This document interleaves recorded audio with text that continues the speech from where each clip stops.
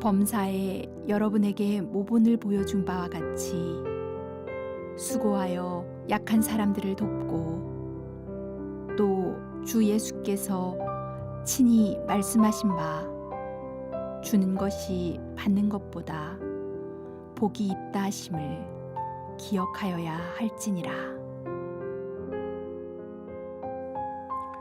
주는 것이 받는 것보다 복이 있다.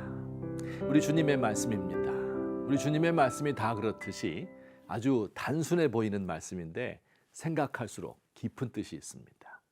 이 말씀의 뜻이 무엇인지 두 가지로 살펴보겠습니다.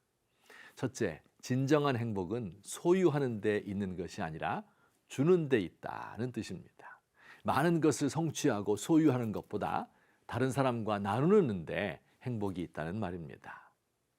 대한민국은 산업화와 민주화에 성공한 세계에서 몇 안 되는 나라 가운데 하나입니다. 2021년에는 공식적으로 선진국의 대열에 진입하였습니다.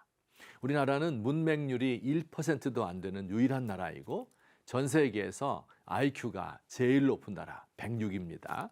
이고 세계 모든 나라가 존경하는 일본을 대놓고 무시하는 유일한 나라라고 합니다.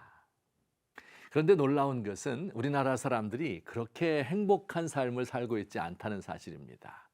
2020년 조사에 따르면 OECD 37개국 가운데 경제 위기를 맞은 터키, 그리스를 제외한 35위로 행복지수가 나타났습니다. 아동 청소년 행복지수는 만년 꼴찌를 면하지 못합니다. 모든 항목 가운데 가장 낮은 것이 공동체, 커뮤니티라는 항목입니다. 타인을 도운 일이 있는가? 봉사활동을 하고 있는가?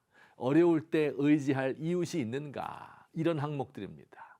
몇 퍼센트 되지 않습니다. 여기에 불행의 비밀이 숨겨져 있습니다. 다른 사람을 위하여, 공동체를 위하여 선행을 하거나 주지 않는 것 때문에 행복이 없어진 것입니다. 과거 우리 어렸을 적의 일이 생각납니다. 아버지가 월급날 통닭 한 마리 영양센터에서 사올 때가 있습니다. 닭 튀긴 기름이 밴 누런 봉지, 그 안에 흰 종이에 닭이 쌓여 있습니다. 식초에 절인 하얀 깍두기도 한 봉지 들어 있습니다. 침침한 형광등 불빛 아래서 식구들이 통닭을 나눠 먹습니다. 한 마리 가지고 대여섯 식구가 먹기는 좀 부족하지요. 닭 대가리와 뼈다귀까지 꼭꼭 씹어서 단물을 쪽쪽 빨아먹습니다. 두 개밖에 없는 닭다리가 늘 문제입니다.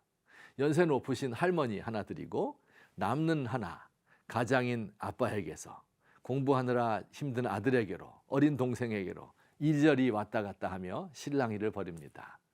궁극적으로 먹는 사람이 있었지만 그 사람은 대단히 미안한 마음을 가지고 있었을 것입니다. 여러분, 이게 행복입니다. 주는 것이지요. 나는 못 먹더라도 사랑하는 사람이 먹는 것을 보는 게 행복입니다. 내가 먹어도 미안한 마음을 가지고 먹는 것이 행복입니다. 둘째, 주는 것이 받는 것보다 복이 있다 하는 말씀은 줄 수 있는 사람은 이미 복을 받은 사람이라는 뜻입니다. 다른 말로 하면 이미 받은 사람만 줄 수 있다는 뜻이지요. 마태복음에 너희가 거저 받았으니 거저 주어라 하는 말씀이 있는데 같은 뜻입니다. 거저 주기 위하여서는 먼저 거저 받아야 합니다. 사랑을 받은 사람만이 사랑을 줄 수 있습니다. 사랑을 받지 못한 사람은 줄 수 없습니다. 사랑은 책으로 배울 수 있는 게 아닙니다. 받아보아야 아는 것이지, 경험해야 아는 것이지 다른 방법으로는 알 수가 없습니다. 고집이 센 어린아이가 있습니다. 어린이집에 갔는데 자기가 좋아하는 장난감이 있습니다. 한 30분 가지고 놀다가 다른 아이에게 넘겨주어야 하는데 이 아이는 자기가 좋아하는 장난감을 양보하려 하지 않습니다. 아무리 어르고 위협하고 간식을 주고 별별 짓을 다 하여도 고집을 부리고 울면서 놓지 않습니다. 마치 그 장난감을 영원히 가지는 것이 자신의 삶의 목적인 듯이 말입니다. 어떻게 하면 그 아이가 장난감을 놓을 수 있을까요? 엄마가 왔습니다. 아이의 이름을 부르면서 얘야 이리 와라, 엄마가 안아줄게. 이제 집에 가야지. 그를 품에 안고 머리를 쓰다듬고 엉덩이를 토닥이면 놓으라는 말을 하지 않아도 손에서 장난감이 스르르 빠집니다. 하나님의 사랑을 받은 사람이 세상의 욕심에서 자유로울 수 있습니다.